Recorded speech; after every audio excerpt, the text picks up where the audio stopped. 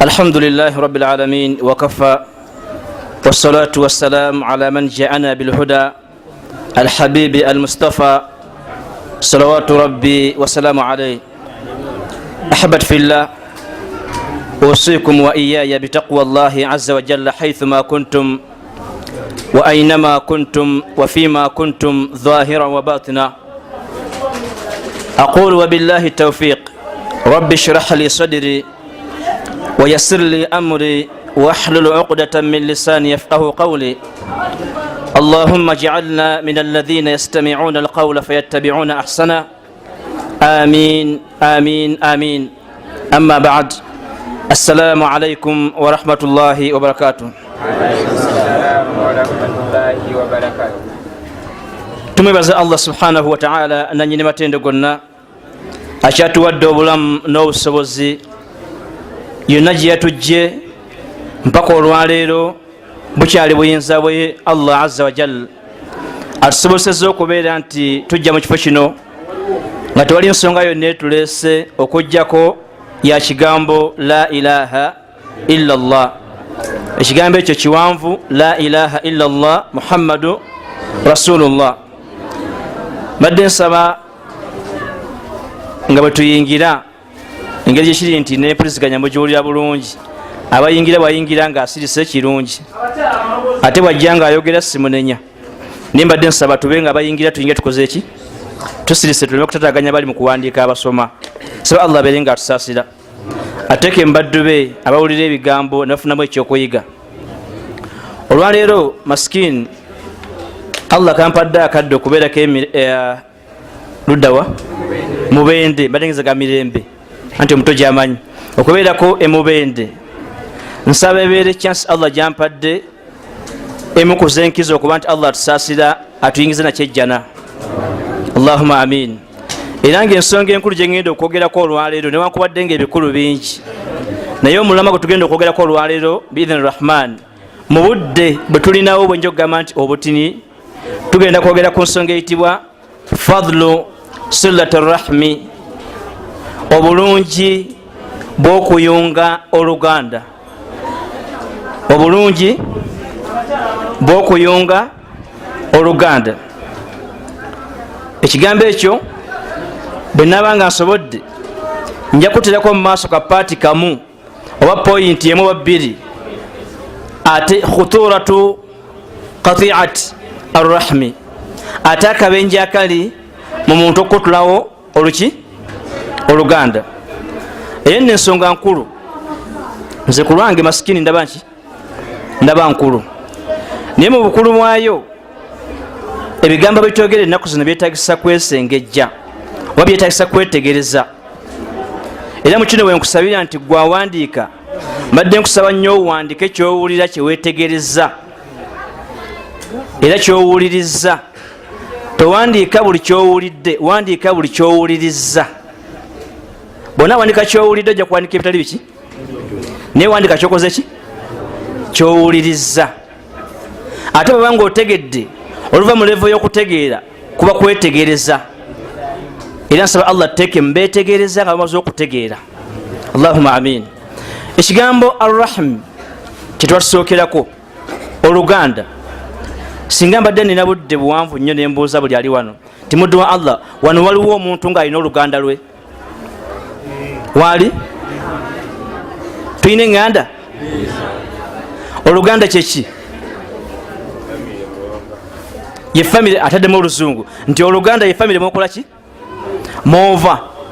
Family mwova eva muki? Eva mu luganda nayo. Family mwova mu luganda mweva luva muki?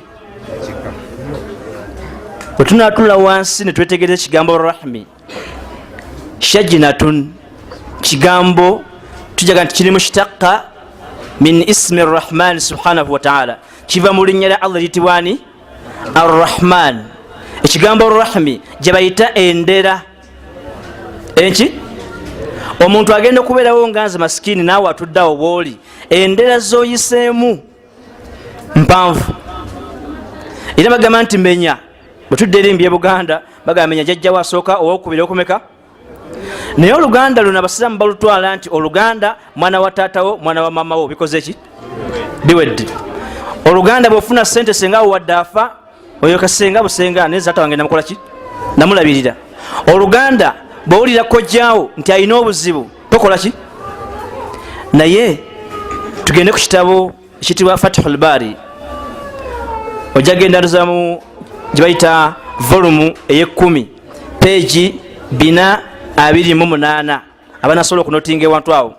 atugamba Al-Hafidh Ibn Hajar rahimahullah n'agamba nti ekigambo rahmi ekiyitibwa oluganda tutlaqu ala al aqarib kitumibwa oba kiyitibwa ab'eŋŋanda wahum man bainahu wa baina al akhar nasabun omuntu yenna gw'olinako ekiyitibwa olulyo nga bw'otunula saidi ya taata gyali oba ku saidi ya mama akola ki gyali naye ng'olulyo luno sawaun kakibeere akaana yarithuhu amla kabeere ng'ali mu bantu abakusikira oba batakola ki. awo njagala agezesako okuyunga oluganda olwaleero manyi kyakola anoonya mu bamusikira bawulira nti balina okusika bave mu kyalo bajje luddawa. naye wano ekiyitibwa rahmi bakugamba kakibeere nga akusikira oba takola ki takusikira. tunoonya luganda nga sinagera mu bulungi bwa luganda tumale kutegeera oluganda kyeki. ekigambo kino oluganda ye muntu yenna gw'oyinako omusaayi kabeere nga akusikira oba nga takola ki.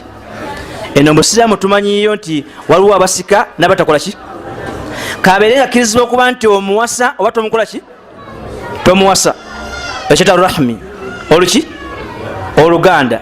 mu buwanvu bwakyo buno Qur'an ey'ekitiibwa Allah subhanahu wa ta'ala bwagenda okuba nti ayagala okukuuma oluganda abandisinze okwagalibwa mu nsi bano mbatusookawo mu balongoofu bandibadde abasenkukana w'ekitiibwa Nabi Muhammad sallallahu alaihi wasallama oba bano abamwaniriza ne bamutaasa ng'ava mu mbeera ey'obuzibu bebagamba nti al muhajirun wal ansar sibo kiri abasenkukana omubaka ne bava e Makka ne bagenda e Madina ba muhajirin sibo kyali abamwaniriza e Madina ne bagamba nti tusoose okulaba ne bamugulirawo kimu babeere wamu babayita baani ansari. obusiraamu singa bwazanyira mu luganda kyandibadde nti buli muntu yenna eyasenguka n'omubaka noono yali e Madina be balina okwesikira kubanga bakola ekintu kya muwendo nnyo okutaasa omubaka n'okusengukana ki. naye omanyi mu Qur'an Allah bwe yagamba nti suratul ahzab agamba nti wa ulul arhami ba'dhuhum awla bi ba'dhin fi kitabillah.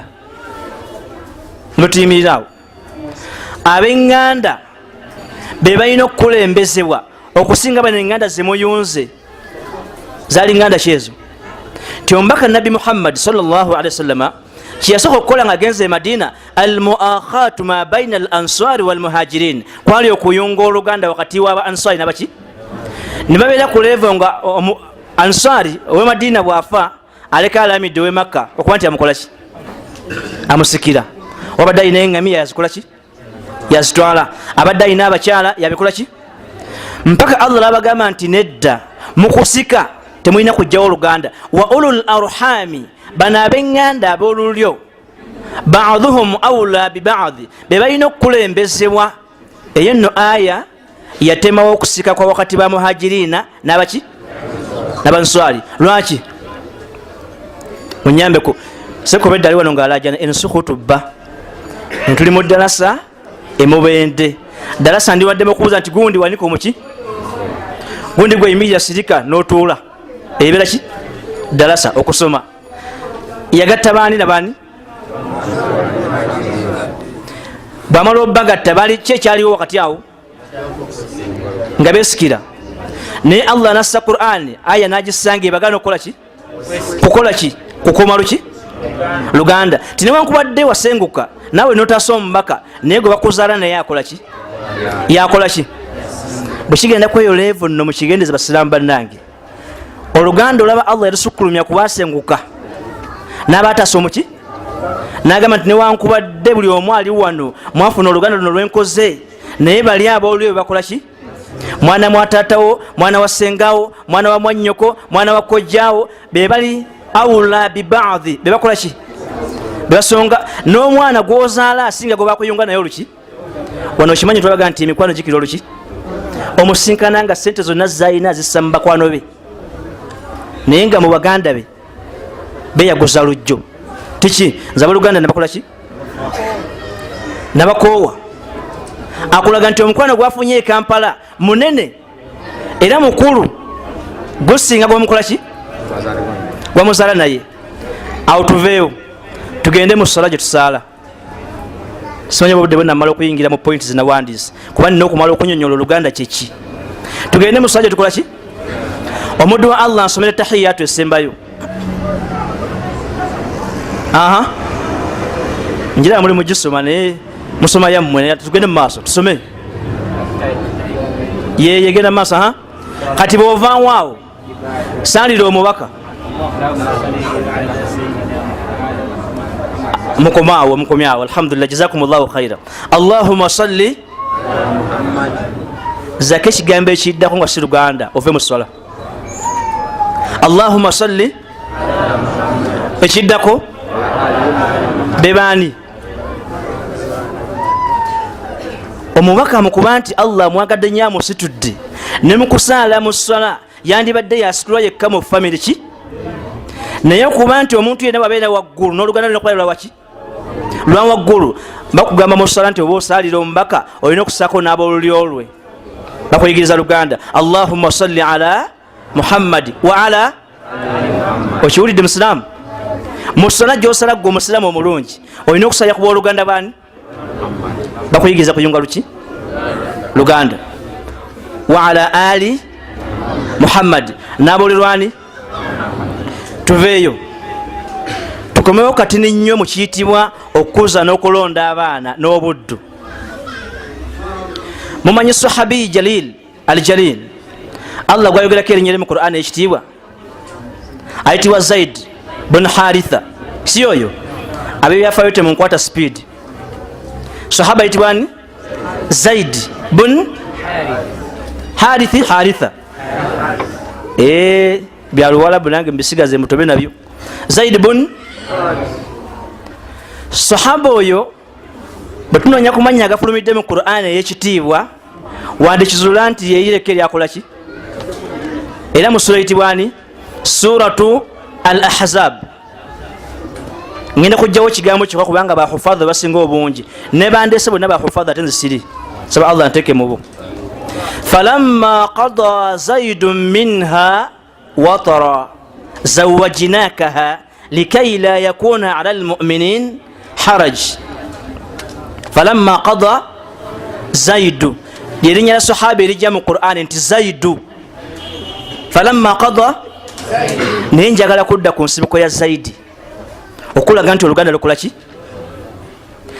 edda ekyaliwo mu ndowooza kuba alina omubaka sallallahu alaihi wasallam okumpi bakirowoozanga nti zaidi mutabanyi wa nabi muhammad sallallahu alaihi wasallam ekyo nno kyali kigenda kutta famire zonna ezandiza oluvannyuma lw'ekitiibwa nabi muhammad sallallahu alaihi wasallam omanyi allah kyeyakola naddira ada embeera eziyitibwa tabanni okuzaala bootazaalira ddala bakitani omwana n'omusanga ku mwala nga maama we yaliwo okuzaala buzaazi takuza baana saba allah battaasaabu amaze omumuzaala namusula kuki gweolina ku imaani nekwata n'okalondawo n'okatwala n'okakuza mukula abaana bakaloga nti oyo siwulira muyite erinnya eddala muyite mutabanyi wange ani omwana oyo nakula nga amanyikiddwa nti oyo mutabanyi woono omugagge yamukola ki kyali kuwa ekitiibwa nabi muhammad sallallahu alaihi wasallam maama waffe omu ku bakyala be bamutonera zaidi kati maama waffe oyo naye nakwata zaidi namutonera ekitiibwa nabi muhammad sallallahu alaihi wasallam mujja genda mu suratu ahzab musome tafsiri ebigambo ebyo bibiri bwamala mumutonera bonna ababeeranga nti zaidi bun muhammad zaidi mutabanyi wani zaidi bun muhammad zaidi mutabanyi wani sallallahu alaihi wasallam bwekiyitira okwo waliwo embeera yagwawo mu kuwasa kwa mama waffe zainabu sagala bigenda muwala kubanga abebyafaayo mwe musinga obungi wano kati ne bajja balowoozaamu nti ate muhammad sallallahu alaihi wasallam ate awase omukazi abadde mutabaki aha gyekitandikira eno Allah bagamba nti wama ja'ala ad'iyaakum abna wanji abnaakum mwenye mu Qur'an tuserera kujjako mu betting twanguwa maliri ani awangudde ani asamba olwaliro masaza ebi asa sijja muki mwangu wama ja'ala ad'iyaakum munyabe kuseka hafidh ani abnaakum dhalikum qawlukum biafwahikum wallahu yaqulu alhaq. Allah taddira nko bantu bemukuzizza bayita baana bammwe olwono bagenda okusalawo zaidi maula nabii sallallahu alaihi wasallam bamusalawo ku kiyitibwa okumuyita mutabanyi wani Allah ayagala kimwe ekyo tosoma Qur'an n'otambula butambuzi ki Allah kyayagala awo ayagala kuuma luganda ng'oluganda luba luki luganda ne bwofunayo omunene nga tebakuzala naye tabeera muganda wo ne bwokuza omwana n'omujja wansi mpaka ne bwetugenda mu kuwasa n'okufumbirwa tojja ne wana ntiza omwana woyo nze namulukuza kati muleete ebintu bimbireete wane wange kuba kitawe mwavu tebikola ki nimmanyira okukolima oyo mwana nze mukuzizza nze muweeredde kati munyima mutya ebintu taata wali eri mwavu twali twagala lugendo tulabe taata we tumusabe temusaba temutagala kusaba oyo mwana nze mukoze ki sebo nasab rahim oluki kiva mu linnya lya rahman obusaasizi kino ne kitegeeza nti rahim bwe kiba shajina min arrahman kitegeeza nti oluganda lubanja ekintu eki arrahma okola ki buli muganda walina kuba nga omusaasira naye muganda we okuva wano wolengera okumpi naye wala gyakola ki naye okimanyi olwaleero nti omuddo musinkana nga sengawe senga olina omuganda wa taata we so kiri wano nga sengawe ayagga naye nga tuligo bayita omunene e Kampala era nga ne mwajja ku kyalo mama wamulekerawo sukaali n'omuceere ne sabbooni nga sengawe akola ki ate kiba kidda mu kuwemula olinga mutowe naye tebabazaala bombi taata wabwe y'omu nyawe si ki olina kulaga nti nze olusiri butolwa nyange rahim oluki oluganda akulaga nti olusiri butolwani ekijja okubeera nga kikwewunyisa nga ntuuse mu maaso nti Qur'an ey'ekitiibwa tetugamba nko kigambo kikozesebwa mu luganda nti mukuume oluganda tukole ki ebitiibwa saba Allah bansaasirire bwe mbanga jende oluganda terukola nnyo nange siri muganda nnyo munansonyiwa naye Qur'an tetugamba nko nti mukuume oluki yatugamba etya wali olabyeko ayunga omuguwa ogutanaba kukutuka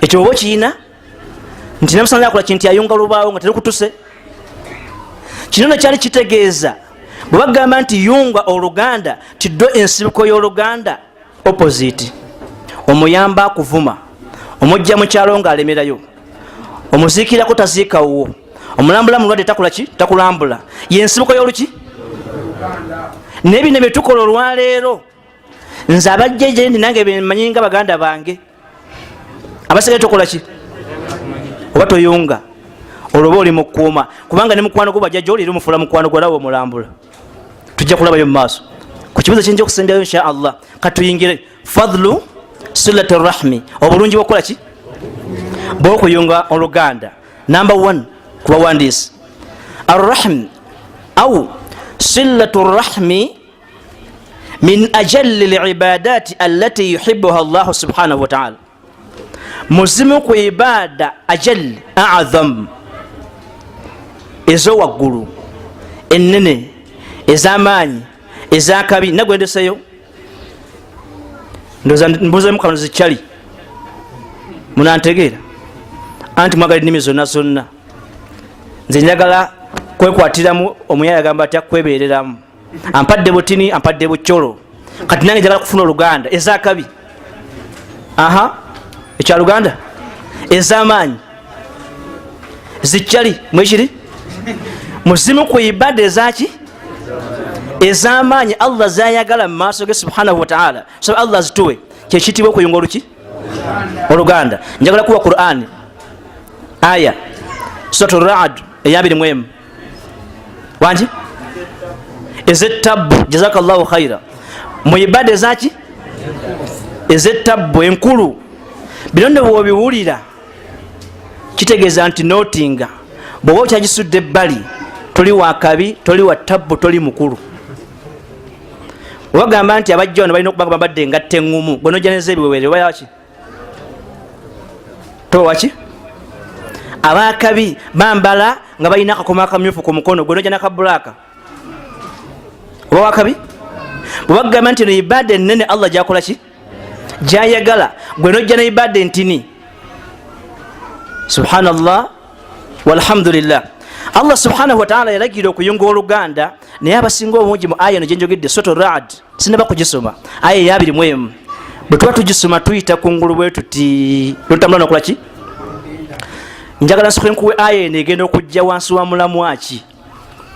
Eno aya eri mu Suratu Ra'd eya 21 yajja wansi w'omulamwa. Ntya nnyo okwogera ebigambo akazindayo kano weekali nga birimu kubanga bitategereka bulungi. Ekimu ku byo buli awulira nga alina amagezi naye nga gategeera. Njaga tubyawule, si buli alina amagezi nti akola ki. Togamba nga munno nti guntu olina amagezi, tekisoboka. Buli muntu alina amagezi naye ekyenjawulo ekigaliko yentegeera yaki. Ate so mugambako nti olina matini naye ovuma mulimu tolina magezi, waliwo kirabyeko. Waliwo nekyokubiri kyebakozesa mu amagezi amazaali naye n'amatonde nga mayiye buyiya. Naye Allah bwe yayogera ku balina amagezi agategeera, ulul albabi bimaana ashabul uquli as-salima, abalina amagezi agategeera agatalina kamogo. Mu beyamenya yamenyamu abayunga oluki abalina maki. Sigenda kubuuza kuba simanyi mubende gwe dwetule wansi webuze nina amagezi agategeera basikola ki okusinzira ku ngeri gy'oyungamu oluki. Bw'obanga sukaali ate kijja mu buwemu ng'omwana kitawe tamuwa,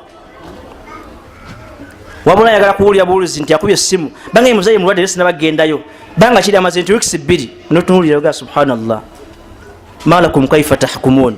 Ebintu mbiramu tenge gye mbiramulamu muzayi bagambye wiikisi 2 mulwadde tonabagenda mukola ki.